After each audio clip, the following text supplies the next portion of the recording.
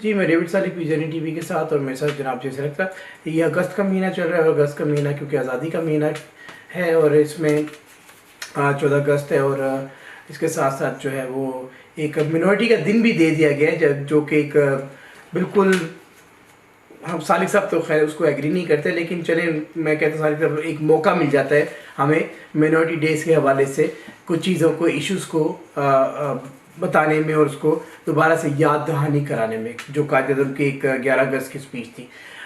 लेकिन आज का जो वाक़या है इस्लामाबाद में वो सेंट्री वर्करों का है। लेकिन उससे पहले मैं चाहूँगा कि आपको सबका वज़ीर-ए-आज़म जो है इमरान खान साहब उनकी भी एक अच्छी स्पीच थी 11 अगस्त के हवाले से, तो वो भी आपको सुना दें। जो अच्छी बात हो, इरादा रखते हो तो वो ज़रूर उसको अप्रिशिएट करना चाहिए। लेकिन उसके साथ साथ एक इस्लामाबाद से भी आपको एक वीडियो जो वो भी दिखा देते हैं। तो हम पहले जो है वो इमरान खान साहब की। तो हमने इससे क्या सबक सीखना है? हमने पाकिस्तान को वो मुल्क बनाना है जिधर हमारी अक़लियतों को बराबर के हकूक मिले, वो बराबर के शहरी हों। ये जरूरी है समझना। ये मुल्क इसलिए बना था कि एक लीडर ने, एक अजीम लीडर की अजीम सोच, वो समझ गया कि जैसे हिंदुस्तान के अंदर उनको नहीं बराबर का शहरी समझा जाएगा, तो इसलिए उन्होंने पाकिस्तान के लिए पूरी जद्दोजहद की।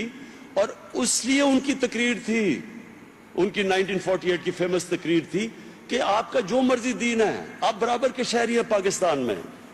और उससे पहले जो हमारे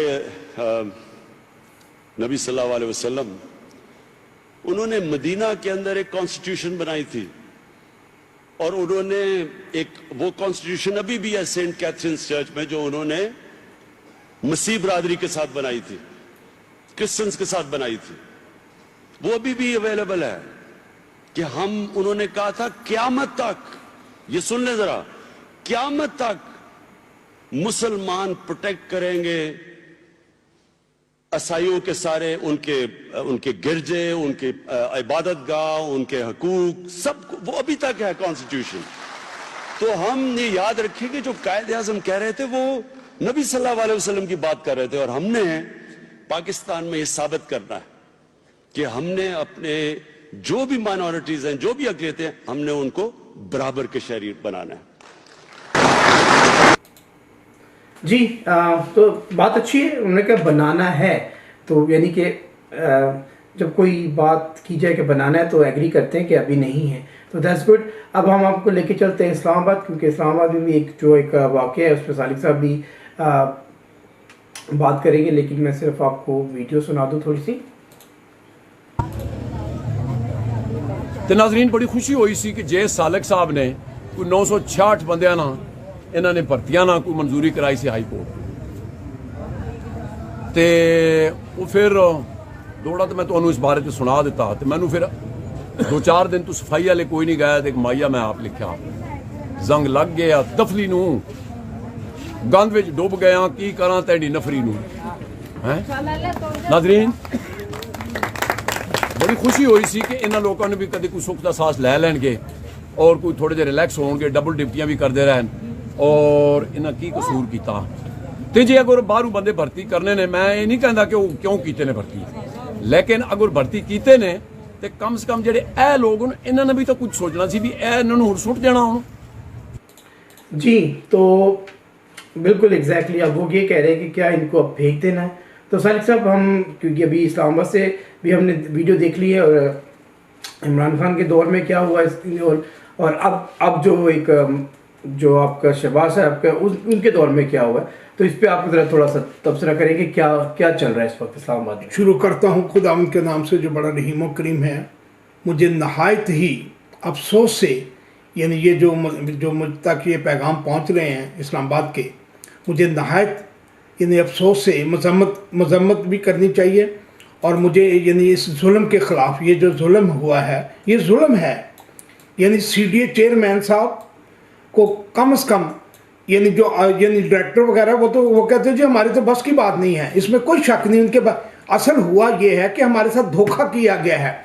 यानी हमने जो पटिशन दायर की थी हाई कोर्ट में, हमने हाई कोर्ट में अपने जो डेली वेजेस के जो डेली वेजेस पर काम करने वाले लोग थे उनके लिए मेडिकल के लिए उनको पक्का होने के लिए और उन्हें अपना सोशल सिक्योरिटी के लिए हमने ये और उनके तहफ़्फ़ुज़ात जो थे उनकी जो तनख्वाहें जो थी 2-2 माह 3-3 माह के बाद ठेकेदार देते थे और ये सारा कुछ जुल्म के ख़िलाफ़ हमने पिटीशन दायर की।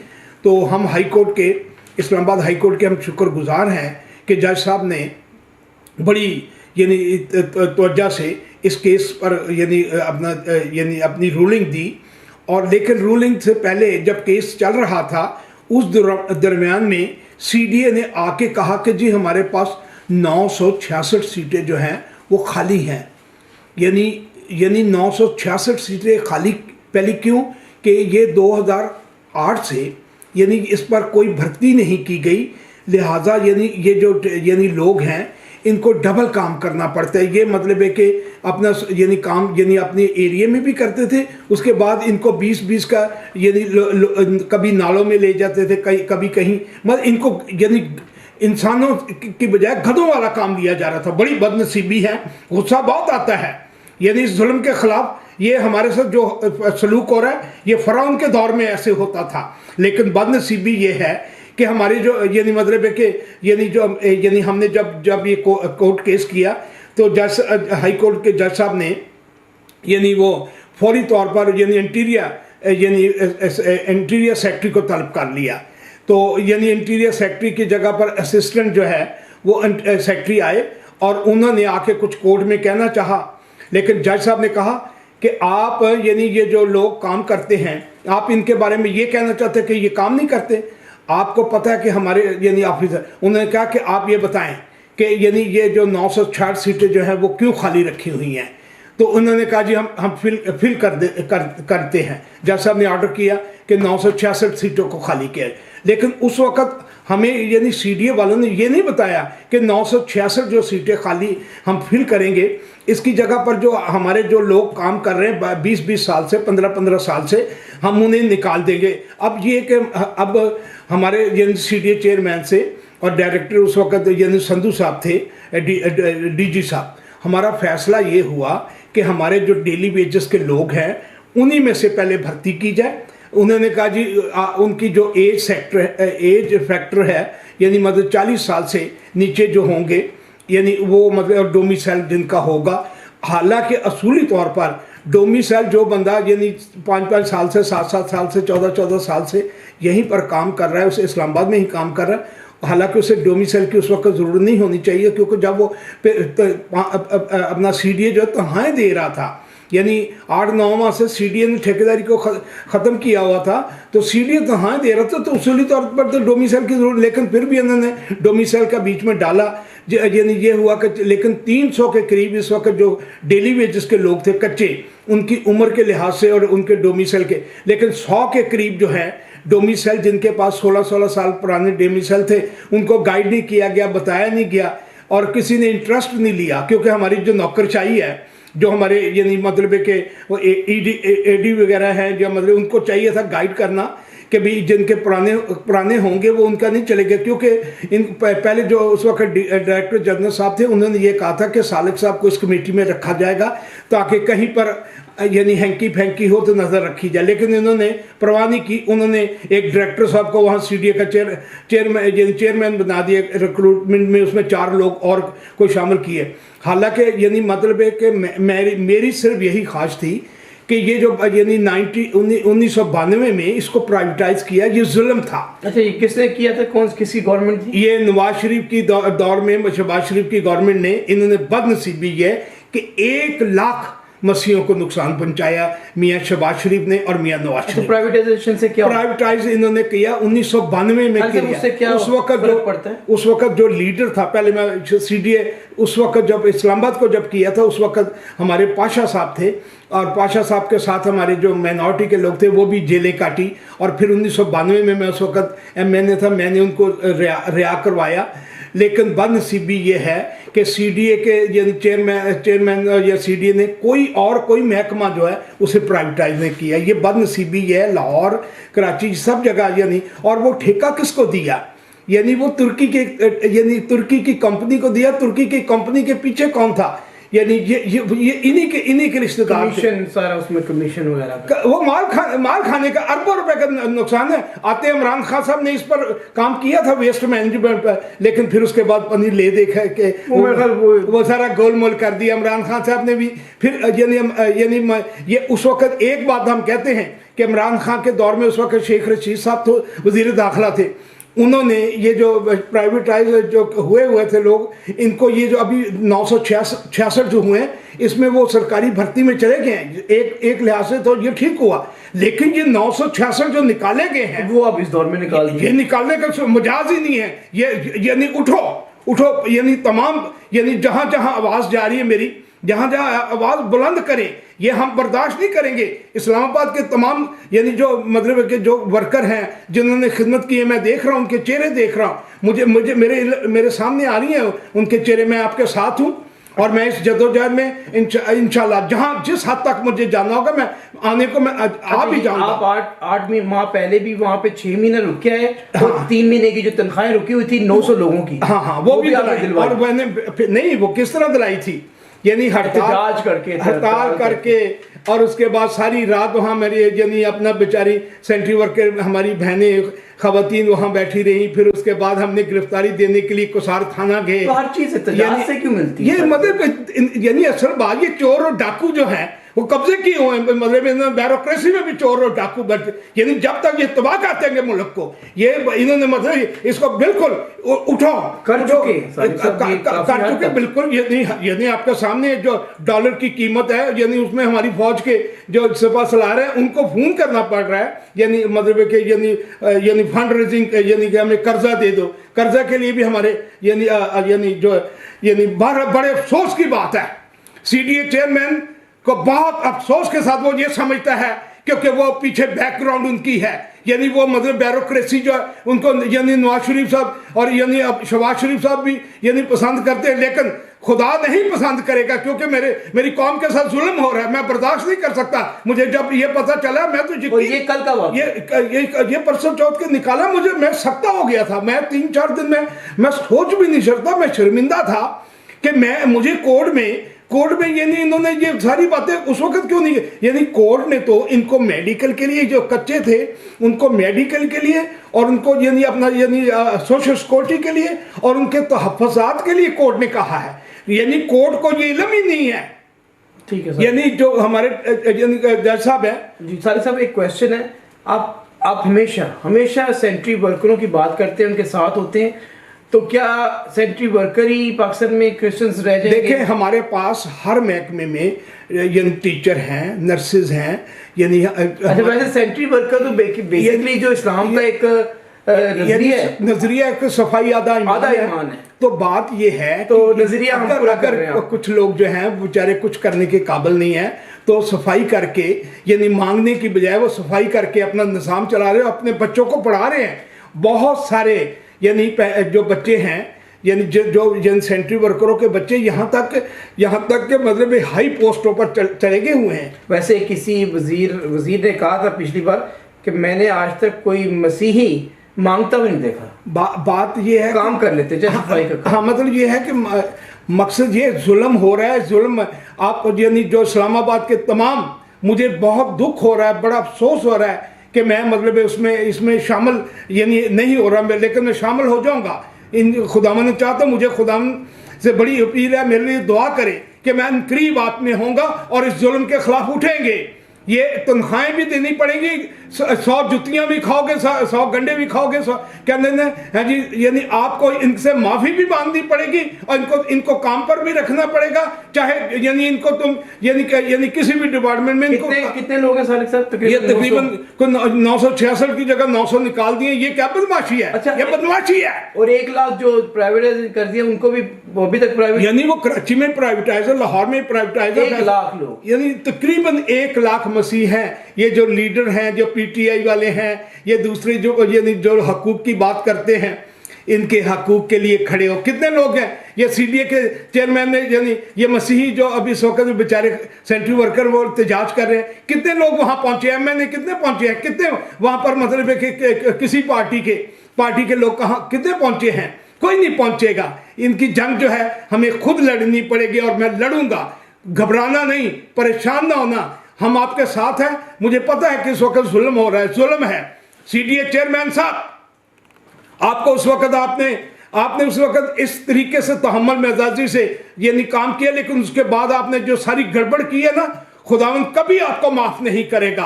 आपने जुल्म किया है, उन पर जुल्म किया जो 20-20 साल से कल मुझे एक यानी हम एक बहन का फोन आया, वो कह लगी कि मतलब मुझे काम से निकाल दिया गया, मेरा बंदा वो हार्ट अटैक हुआ, वो कम्प्लेक्स में है, तो मैं यानी वो उस यानी कल उसका यानी डेथ होगी, जनाजा हो गया। मुझे कितना मैं उस खतून को मुंह दिखाने के काबिल नहीं है। चेयरमैन साहब, ये सारे जुल्म तुम पर होंगे, तुम्हें यानी खुदा के खौफ से डरो। यानी अपना जो यानी ये जो हमारे ऑफिसर है, यानी एसी ये जो एडीसी जी वगैरह यानी छोटे जो ऑफिसर हैं, इन्होंने कोई बिल्कुल यानी अपना डायरेक्टर साहब ने, वो डायरेक्टर साहब क्या मतलब डायरेक्टर साहब जो चेयरमैन थे, उनको ये सोचना चाहिए था कि अगर ये जो बंदे जो इनको निकालने से पहले, अगर निकालने की पॉलिसी तो आपके पास थी, अगर आपने निकालना था तो इनको निकालने से पहले इन्हीं के बच्चे रख लेते। चलो कम से कम ये तो कहते ना कि 22 साल अगर खिदमत की है तो उन्हीं के में से किसी के बच्चे रहे। लेकिन ये मेरा सालिक साहब, अभी मुझे दोबारा जो नए बच्चे हैं वो पढ़ाई की तरफ जा रहे हैं और वो मेरा ख्याल अच्छी पोस्टों की तरफ वो ठीक है भाई, वो अपना काम करें, पढ़ने वाले बच्चे पढ़ें, लेकिन ये जुल्म बर्दाश्त नहीं किया जाएगा। हाँ, ये जुल्म जो है, ये जुल्म है। जो लोग 40 साल से काम कर रहे हैं, नहीं 40 साल से तो काम करने की बात यह है कि 20 साल से हाँ जी, कोई 15 साल से, कोई यानी उनकी उम्र है इस वक्त मिसाल के तौर पर 20 साल की उम्र में काम करना शुरू किया, उसकी अब उम्र 42 साल है मिसाल के तौर पे, तो मतलब वो भी उसका अभी टाइम है। लेकिन ये अगर करना था तो ये पहले बताते कोर्ट को कि अगर जी हम 966 जो है वो भर्ती करेंगे तो हमें 900 निकालना भी पड़ेगा। जी ये जंग तो लड़ते रहेंगे, लेकिन फिर भी मेरा जो है आने वाली जनरेशन को है कि आप अपने दिल लगा के पढ़ें और कोशिश करें अपनी पढ़ाई में, ताकि आप तरक्की आगे कर सकते। लेकिन बात यह है कि अगर पढ़ भी जाते हैं लोग मायूसी की तरह,